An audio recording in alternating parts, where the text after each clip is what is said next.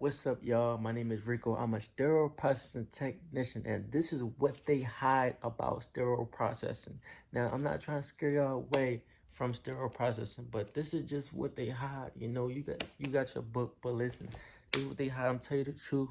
I've been working in this job for about a year. I'm 20 years old. I got certified when I was like 19.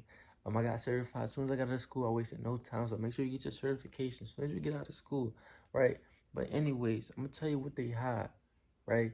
So number one, let's get into decon. Now, if you read the book, if you took your test, you know what decon is, decontamination, where you decontaminate the instruments from, the blood, the microorganisms, and, all the tissue and stuff like that, right?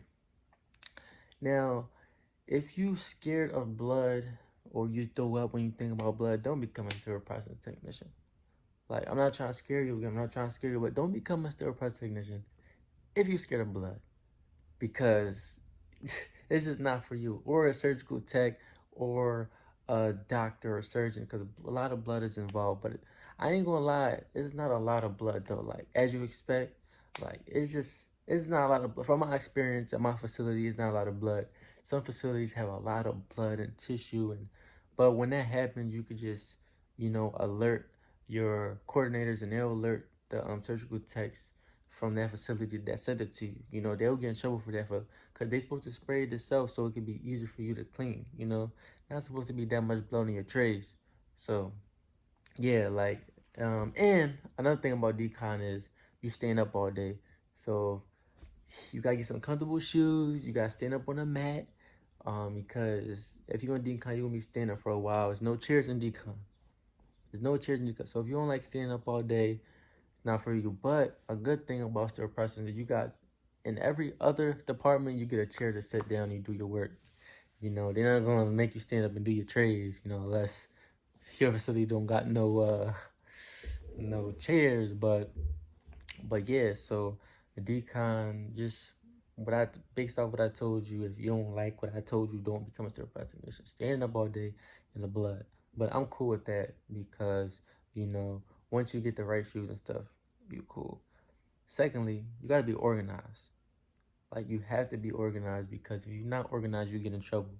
Your name is on every tray and paperwork you give to the doctors and the surgeons and your manager or whoever checking your tray. So you gotta make sure everything is organized, because if you get something wrong and when they open up that tray and something is missing, you're gonna get in trouble, because everything will be pointing back on you. Why is this not in here? They have a whole list for you, so it's kind of impossible to get wrong because they got the list. But you might look over some things. You might go fast. So take your time. Take your time. Be careful on whatever you're doing. Okay, being a sterile processing technician is about being organized, having everything in set, so everything runs smooth. Organization. So if you don't have organization skills, don't be a sterile processing technician if you can't be organized, or learn to be organized. It's not hard. Like easy job. This is my worst. This is the worst part of being a processing technician for me, because I hate rusty instruments.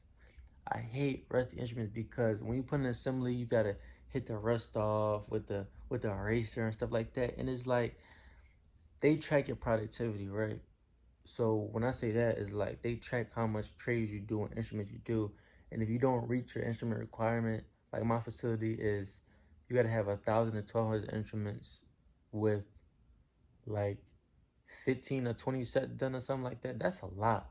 Like that's a, and then you gotta test, mind you gotta test the scissors.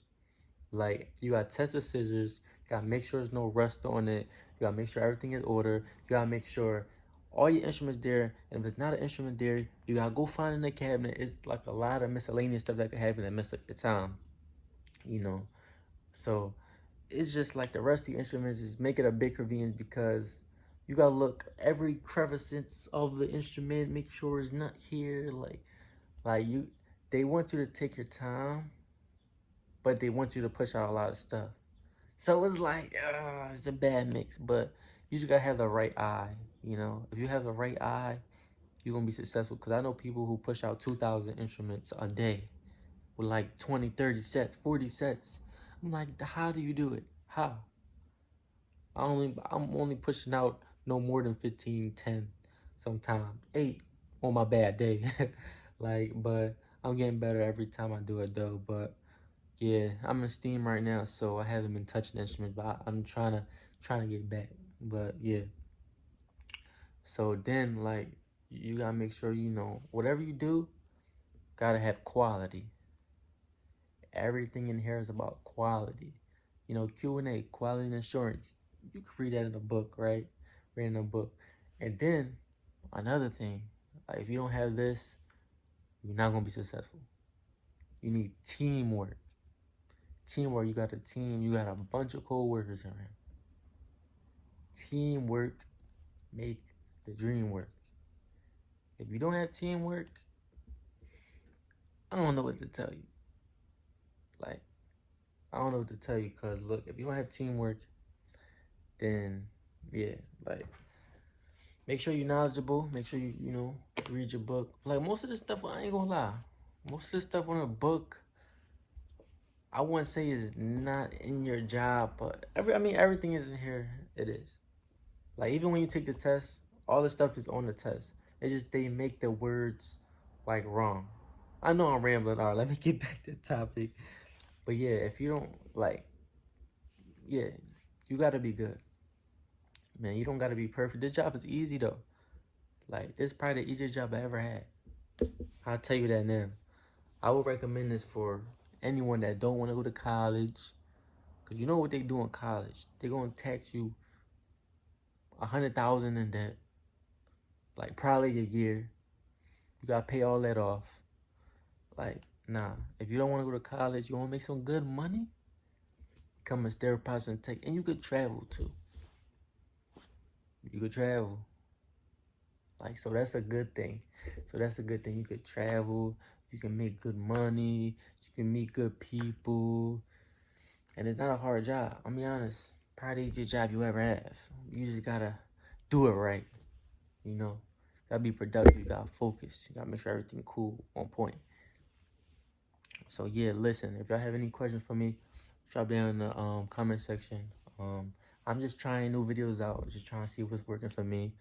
If this stuff not working, I'm switching something else. But I like helping y'all, so I'm getting a lot of feedback, so just let me know.